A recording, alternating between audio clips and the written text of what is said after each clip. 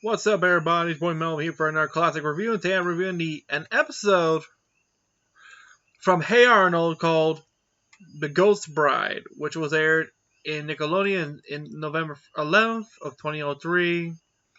It was the season 5 episode back at the time.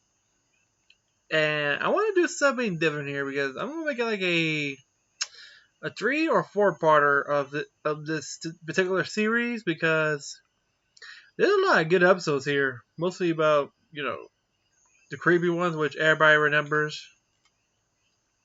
Hold it.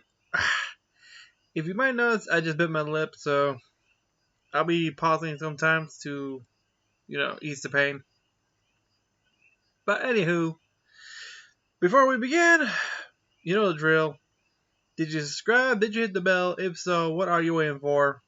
Let's go walk in the cemetery and see we meet the bride herself. And let's go. So yeah, hold it. Shit. This is why. Can't get rid of that timer. To explain the whole thing. Okay, here we go. Ow. As you know, if you're never Hey Arnold, it was a show. Wow, it was a popular show back in Nickelodeon. And also, you had the good episodes, but my favorites were always the ghost ones. Which, yeah, like you have the headless cabbie, the ghost train, four-eyed Jack. This one, on the other hand, this has to be the creepiest of all, sort of. But let's go. So we get like an Open Sky card, which is the episode. It was written by Steve Vickstein and directed by Tuck Tucker and Kurt Dramas. Which, yeah. We meet the gang walking past the old cemetery, which Stinky pointing us to the gang. Look, guys, we're heading next to the boneyard. Which Harold. Okay, I didn't like Harold because you think he's like this bully until you realize he's scared of the dead, literally. He said, I'm not going in there!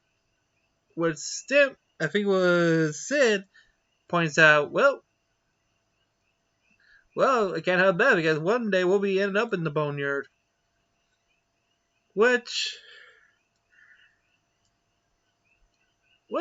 Harold, I think it was Gerald, points out the famous story. But, of course, we have Curly, which is the local a-hole, he got pissed off because the game forced Gerald to tell the tale than him. So, since Arnold points out, Gerald is the keeper of ghost stories. So, yeah.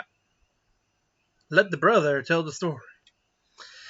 Which Gerald tells the story of the Ghost Bride. It said back in the long time, it said medieval ages, aka the 1930s or 40s. It was a beautiful young woman who was about to be married until she was left at the altar by her fiance. And guess who she married? Guess what happened? He married her sister. When everybody celebrates, oh boy, she's pissed and she wants revenge. On a stormy night, she looks at her wedding dress and decides, I'm gonna get them. She walks across the street to where they live. And I know how easy she went inside the house because the door was locked. Yeah, that was the thing back in the day. They always keep the doors locked. Like that. Doors locked, unlocked. Hey, everybody can get in. Of course, things didn't go well. She walks up the stairs, finds the happy couple, and hacks them to death with an axe. In morning rose, the police show up and finds the gruesome sight, and he found her on a rocking chair humming the wedding march. Before they can do anything, she got up, ran, and jumped out the window, and fell to her death. She was buried in the cemetery forevermore. And today, and to him, it marks the anniversary of of the hideous crime, and say her ghost walks the cemetery looking for their next victim. After that, everybody applauds, but Curly, yeah, which Curly points out is the anniversary of the famous murder, which everybody wants to stay in the cemetery, which Curly denied. It says later losers, which Helga points out, what a creep. That's when Helga wants to know what time they're going to be there, but unfortunately, Harold, Gerald, Arnold points out it will be guys only, which means no girls allowed. Which Helga takes that personally. So back at her house, she finds a wedding dress and a croquet mallet, which is that weird hammer used for croquet. That, and she decides to get even with them by scaring the shit while they're in the graveyard. She pretends to be the ghost bride. The boys meet up in the cemetery, which they walked inside. Helga also did the same thing. They walk around until they find the grave of the ghost bride. Oh, that can't find her name. That way.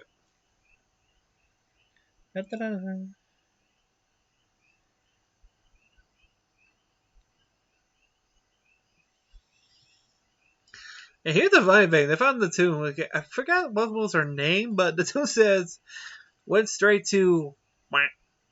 Well, yeah, you know what that tombstone said. Straight to hell, which Arnold didn't read it. He said, well, went straight to. I can't read the rest. Oh yeah, playing it safe. No wonder you can't say hell. you could say heck or the underworld, which is pretty funny. It was getting dark, so they wanted to try to get it home, but somehow the gate's locked and they're stuck in the graveyard.